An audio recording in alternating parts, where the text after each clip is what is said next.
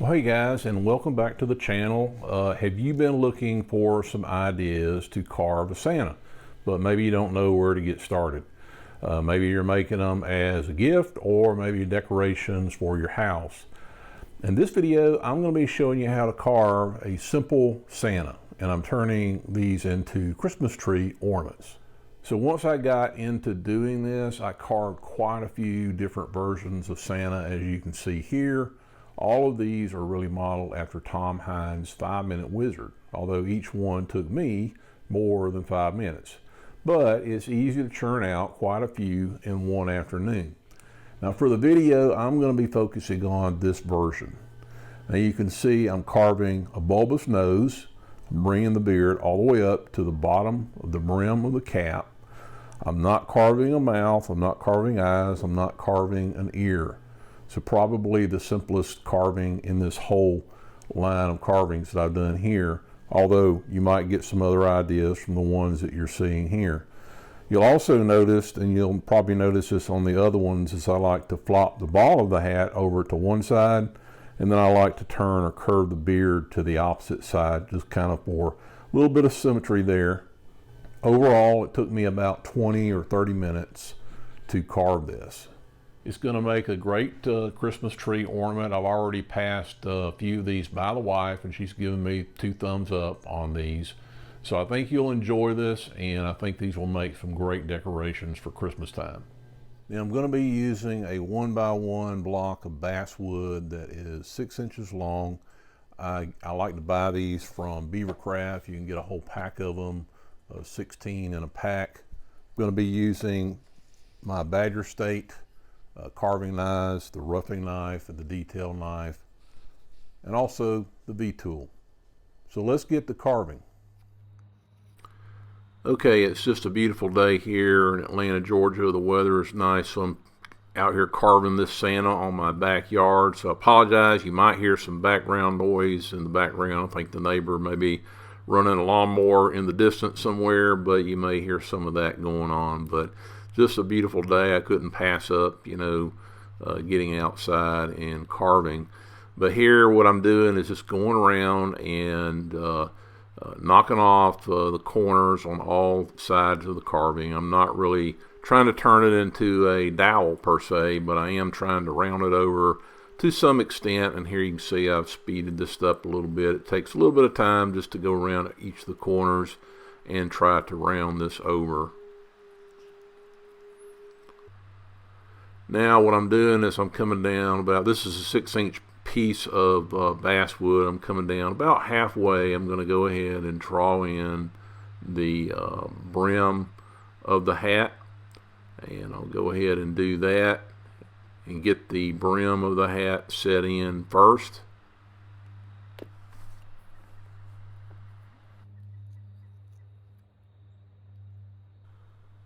Now you can see I'm just coming in here and doing some stop cuts along the bottom of the brim, and then I'll be going along the top. Now you can bring the knife around and just do sort of a V cut all the way around if you like. Just be careful the knife doesn't slip out of place and get into a finger. That's why you see me wearing a carving glove, which is generally a good practice, with carving tape on my right fingers and a carving glove on my left hand.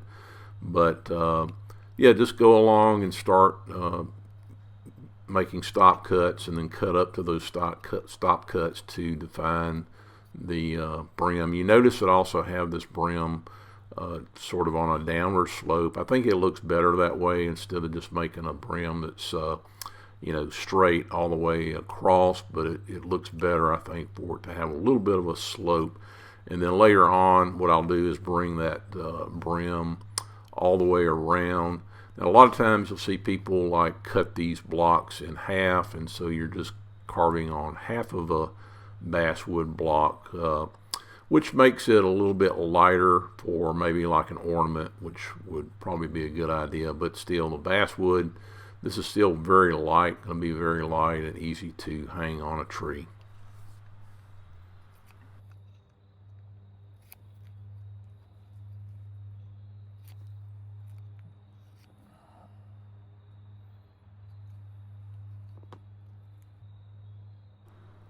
Okay, now I'm coming down with a pencil and drawing in that round or bulbous nose.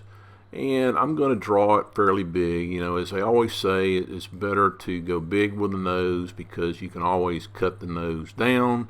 But if you start out with carving a small nose, then unfortunately it's probably going to get smaller. So start out with carving in a big nose, and you see me doing a stop cut here, and that's going to help sort of define the depth of this nose. And then I'm going to go around and do some more stop cuts around the edge of the nose. You'll see me going the nose goes up into the brim of the hat. You'll notice I'm doing some triangular or chip cuts there, and that's going to do two things. It's going to also give the illusion of eyes underneath that brim, but it's also going to make that nose stand out. And don't get discouraged with this. I mean, you know, as you're carving this, sometimes it looks messy, and you gotta do a lot of cleanup. Carving's a progression. It just takes time to get through it and figure out what you need to take off and what you need to clean up. And don't give up. Just keep going. And I guarantee you, the more you work at it and the more you do it, it's going to get easier to do. But as you're starting out here, it does look a little messy. In fact, you know, sometimes I do have to cut off the camera and to where I can look up close with my reading glasses and see what I'm doing. It is a little bit difficult sometimes to carve this and see what you're doing when you're doing this for the camera. So anyway, take your time with this and enjoy it.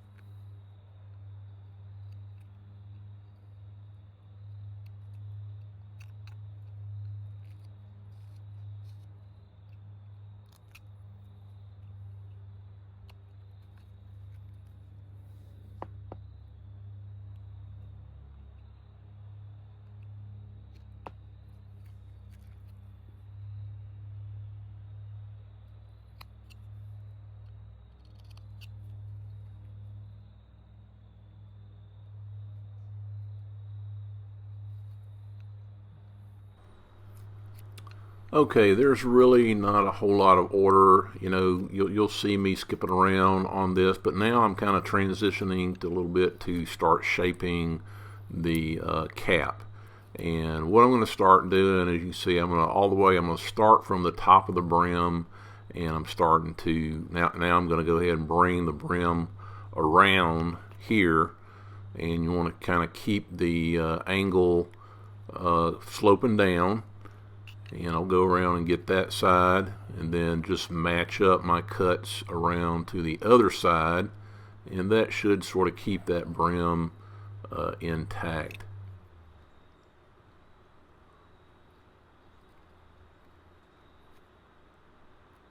Again, all we're doing is stop cuts or V cuts, but now I'm going to continue to go around and taper the hat. You'll see me tapering it from all the way from the top of the brim, so I'll keep going around and around. And then here in a minute, you're going to see me kind of move up to the middle of the hat, and I will start tapering it again there. That way it doesn't look like a just an upside down funnel all the way from the top of the brim. It's going to have a little bit of a gradual curve to it, and you'll see that here in a minute.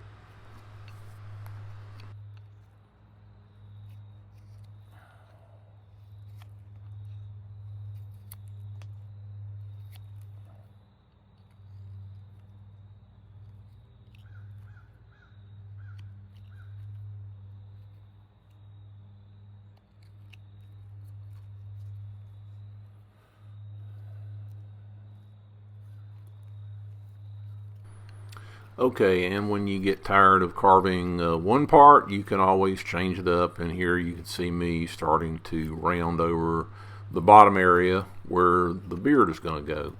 And one thing a little unusual about this piece of wood is I don't know if it had a little bit of a knot in it, or maybe a little bit of a mixture of the heartwood and softwood, but you can see different colors in this wood, and that darker color is a little bit harder to carve. But generally this wood is always very clean and nice to carve. I usually get these 1x1 blocks from Beaver Craft, and you get them for a pretty good price, and usually they're just really a joy to carve. Now here you can see me going back to the hat and keep going around.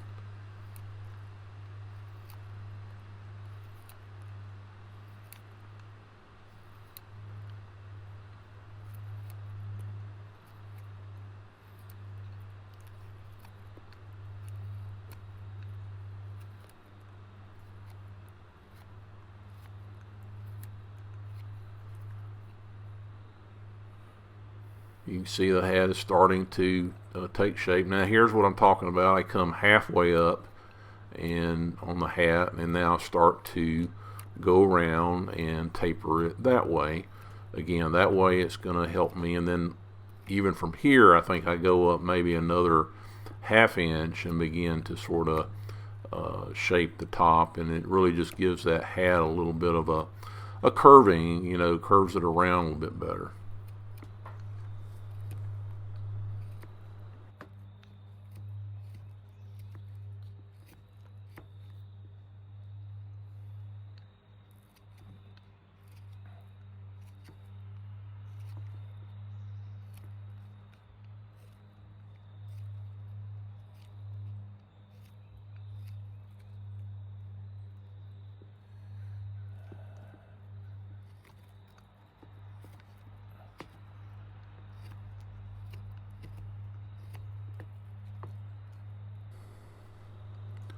Okay, right here you can see I'm going ahead and deciding on which side I want to make the hat sort of flop to the right side, as you can see here.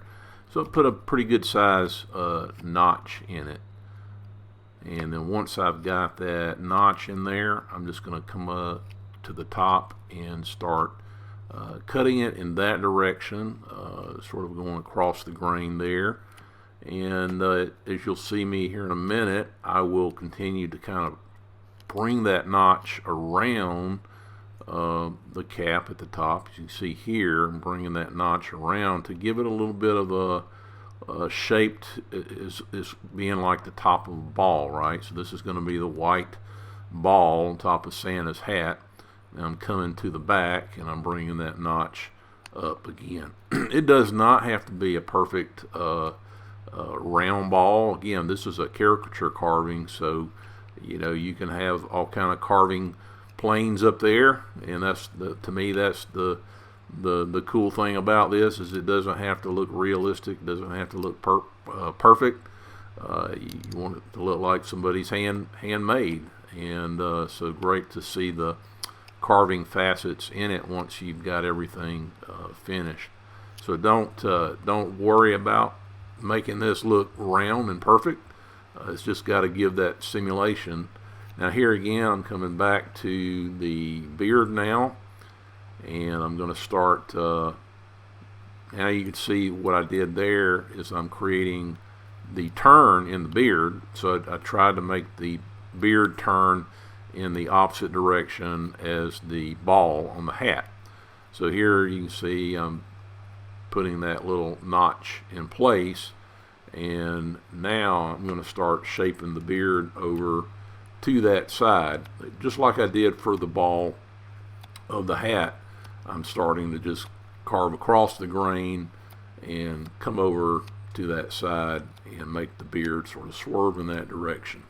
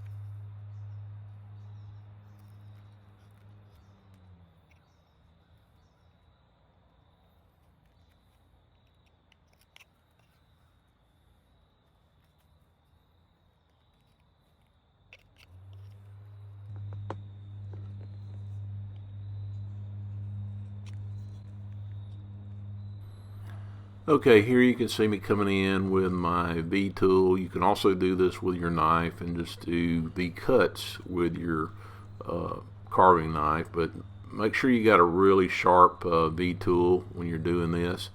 And you know, one thing I probably should have mentioned is I think I showed it in the previous clip, but make sure you kind of bring that beard in a little bit so it does look like it's coming out from under the brim. You can see if you look to both sides, I tried to curve it in under the brim, but now I'm going around and simulating the beard with the V tool, and you can get kind of random with this, but I generally like to create an S kind of curve, and you can see that I start on one side and S shaped it around to where that beard is turning right there. You can see it going to the right as we look at it on the screen, but I'm trying to curve the hair around just so that it gives a sense of the flow of the beard.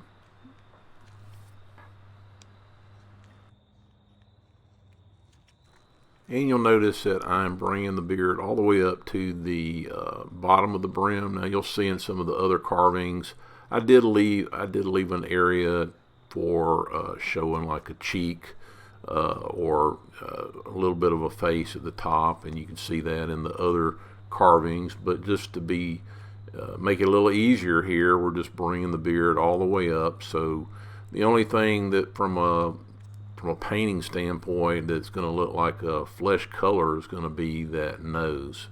So that's going to make it just a little bit easier. You can also, if you want to, to kind of a V cut here and make a mouth if you want, and you can see that in some of the other carvings.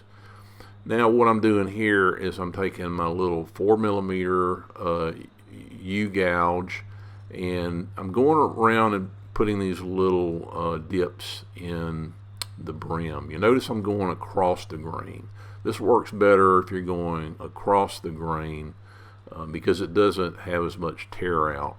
And all this is going to do is just give the brim a little bit more texture and look a little bit more like a Santa Claus brim.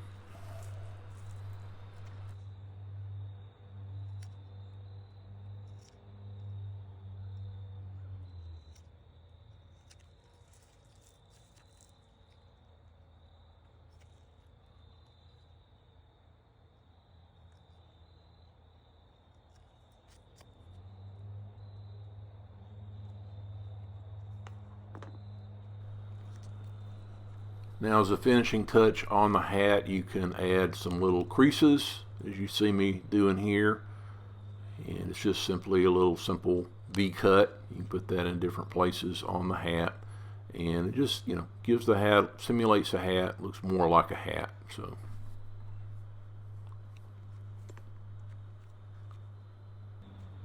And that's it, really. Now we're going to take this guy over and we're going to paint it. We'll come back here in a minute. Okay guys, and here is the finished Santa ornament. I simply used acrylic paints to paint this up, and I used a regular red acrylic paint for the hat, although I have heard people say the fire engine red is kind of a popular color as well. I don't know, there might be some other types of reds out there. Maybe you can recommend some in the comments. For the ball of the hat and the brim, I used regular white, although you can use an off-white. This is an off-white here for the beard. It's regular white up here, so you can see a little bit of difference between the regular white, and I think this is called vintage white, so it is sort of an off-white, but I thought that looked pretty cool as well.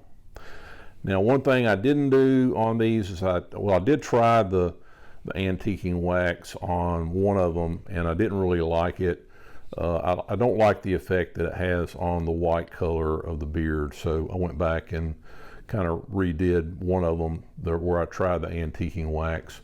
But anyway, you can try it and sample it on a piece of one of your carvings and just see how you like it or see how it turns out. But I didn't particularly like the antiquing wax on these, so I just left them off.